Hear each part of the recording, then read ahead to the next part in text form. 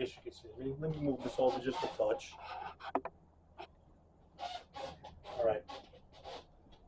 Okay. So my name is Joe D. I'm brand new to this. I've never edited anything, and I bought a camera, and I don't know. It took me a couple hours to figure out how to turn it on. Just to let you know what you're up against over here. Anyway, long story short, let's get to the good stuff. The intro. My name is Joe D. I'm a carpenter, cabinet maker. I work professionally. I built cabinets, furniture. I was a woodworker. I was a carpenter. I worked non-union for a bunch of years. Then I got into the union. I worked union for 31 years and retired. So I'm retired now. I'm not a boat builder. I don't pretend to be a boat builder, but I'm a carpenter. I know how to read drawings, and it's something that I've done my whole life, my whole working life for that matter. But so you got my experience there. You got my credentials. Okay, project. So what I'm building is I'm building a 28-foot Downeast style boat. So the first boat I built, just to give you a little background, the first boat I built was a 10-foot dinghy. I went to Home Depot, picked up some quarter-inch plywood. I bought a bunch of epoxy and some fiberglass cloth. And this thing was supposed to be, I don't know, 50, 60 pounds when completed. And of course, when I got done with it, it was pushing 200 pounds. I ended up giving that away. That wasn't a mistake. It was a learning experience. You know, I never built a boat before. You know, and in the construction business, you're always, you know, got to build it strong, got to make it strong. You know, a lot of liability there. The second boat I built was a 19-foot Downeaster. And again, I'm not a naval architect. You know, I didn't want to spend, you know, thousands of hours and thousands of dollars building a boat and not knowing how it was going to perform out in the water.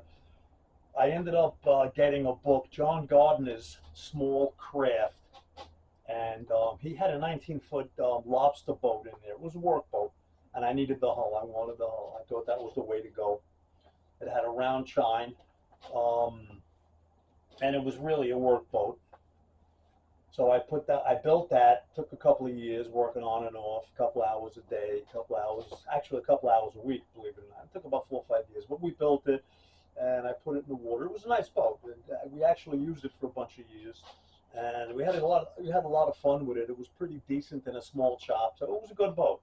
You know, it was a semi-displacement hull. I had a 90 horsepower outboard. I put a new outboard on it.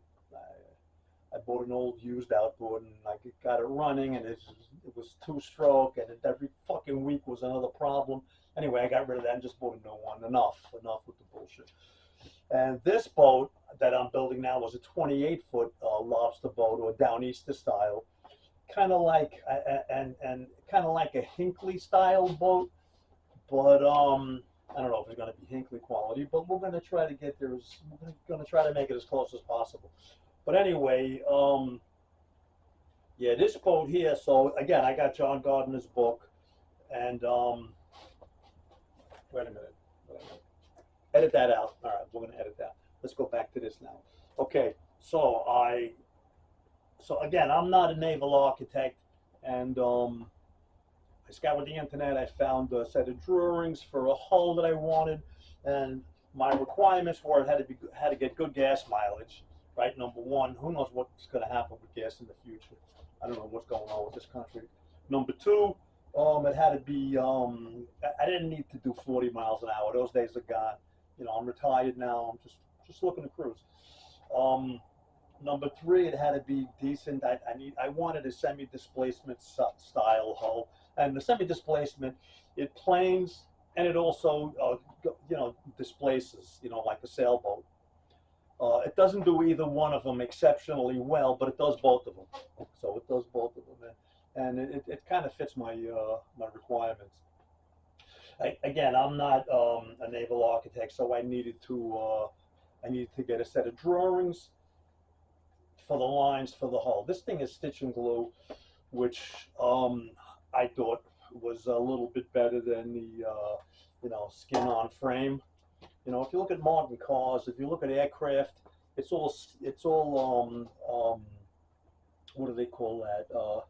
Ectoskeleton, where the actual skin is the actual strength. It's the actual, and that's where the strength is. You don't see cars anymore where they build they put a chassis and then throw a body on it. Those days are gone. Everything, the bodies are all unibody now in cars, and they're much stronger and they're much lighter.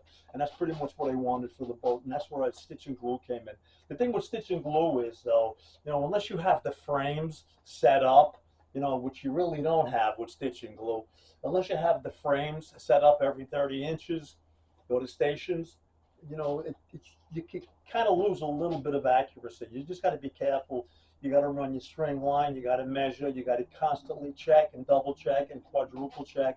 And even at that, at the end, by the time everything is all glued up and you put a ruler on it, you may be an inch out here or a half inch out there, which really isn't all that critical, especially on a boat. But it's critical. It means something. In any event, that's where I went with stitch and glue. But this is the actual set of drawings that I got. I'll show you what I got here. This is Tom Lathrop's book. Actually, I bought the drawings. It was a couple $100, and it was worth it. I don't know if this guy is a naval architect. I don't know if he's a talented amateur. I don't know what it is. But from everything I've read online, a lot of people are very happy with the hull. So that's what I went with. Again, but I wasn't too crazy about the top half of the boat or the superstructure, if you will. So what I did was I went online and I searched and I looked, and let's see what we got here. Yeah, I found a bunch of pictures of Downeast style boats, something like this. I could show you a bunch more pictures, but pretty much, here's another picture right here. Let's see what we got here. Here's another picture right here. See it? I found a sketch online, a drawing, a rendering, and what I did was I downloaded it, I printed it, and then I scaled it. And this is the boat. I thought this was pretty sharp. I really like this, and this is the kind of boat that I wanted. The other boat to me just reeked of old man, an old man boat. If Tom Lathrop is still alive and he hears me, sorry, Tom, but I know I'm an old man. But I know I'm an old man, but fuck it, man. I just don't want an old man's boat. I already got an old man's car. I bought a Corvette. All right, so I can get an old man. All right, and I know I'm going bald. I just don't have the ponytail. All right, but anyway, so that's what I did, and then I scaled this out, and that's what I got. As far as the building techniques are concerned, like scarfing plywood, I could show you how I did it, but there's got to be 100 friggin' videos online of people, scarfing plywood and how they're doing it. Some people do it with a grinder, some people do it with a plane. I did it with a router. I set up a jig.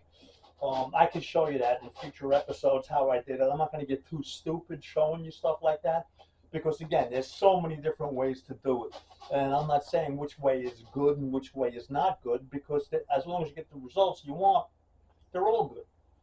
But that's my thing with that. So what I really want to dwell on is stuff that you really don't see, when you're looking to build a boat, how certain things are done. I know when I watch some of these videos, I love to watch these boat building videos online, and I know I see some of these guys, they got these friggin' German friggin' tools, and these things cost thousands of dollars, and they got a piece of 1/4-inch plywood on the floor, and he's got a friggin' aluminum straight edge that cost $1,800, and he's got a 10-inch friggin' circular saw, battery powered, that cost another $2,500, and he's just cutting a straight line. And it's like, what the fuck, man? I mean, come on, do you need all of that shit? I'm assuming they're getting all these tools for free, because nobody in their right mind would buy tools like that just to make a friggin' line, just to cut a piece on a piece of 1/4-inch plywood. So, but so when I worked in the cabinet shops, the first thing you learn is, you build a jig for 2 or 3 hours to build this jig to make one cut, and the one cut takes what, 5 minutes, 3 minutes? But that's just the way it is, and that's how you get your accuracy. And nobody goes online and orders a friggin' jig to make the cut. They make their own jig. They make their own jig to suit their own needs, and that's pretty much what I'm going to focus on the on building this, on this boat build. I just wanted to give you a quick. I got the camera set up. I'm a little messy when I work, and I don't give a shit. I don't give a fuck. I mean, I'm more concerned. I want to get this thing on the water, and as each so what I do is I break everything down into steps. It's not a 30-foot boat or a 28-foot boat. It's a big project. But if you look at it as a big project, it becomes overwhelming, and then you might say, well, I don't know if I want to get involved in something as big as that.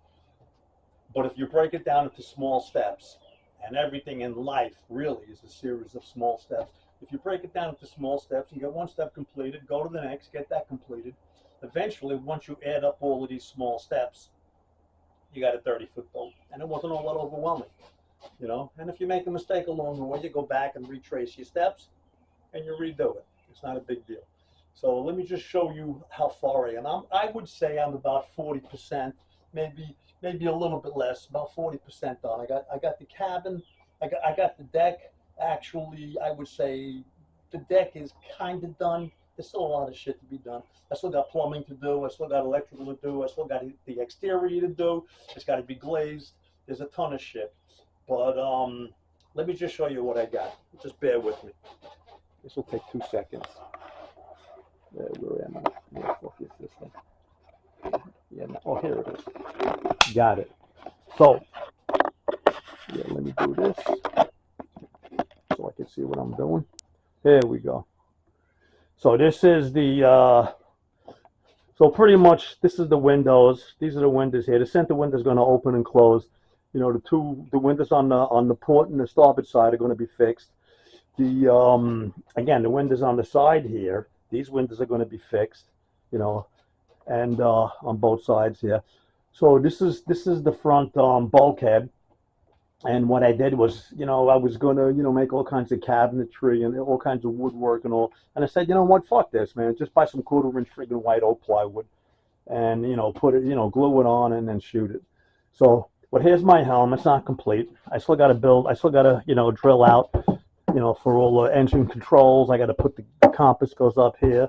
I don't know, maybe I'll put a cup holder up there. I don't know. But it's a little dirty, and then I got the console that I made over here. So I got the, for the outboard. And this is for the bow thruster, stern thruster. Yeah, I got a stern thruster. So Side Shift makes a stern thruster for outboards or for in-out stern drives. So I got that. It was worth the money. And this is a cup holder. I'm thinking of putting another cup holder here. This is my sink. So, yeah. This is the sink. Not bad, right? The tops are all Corian. Let's go over here. This is the cabin door here. And so basically how this works is you lift this up, and then you turn this handle here, you lift this up, and you can see nothing is done in there. That's got to be done. I got the bathroom in there, and I got the bed. The AC goes under the bed, but that's pretty much it. And then this lifts up. But and then here are the cabinets on this side. You can see that this thing is radius. I don't know if you can see. Let me back up, and I'll show you how I did all of that. That's pretty simple.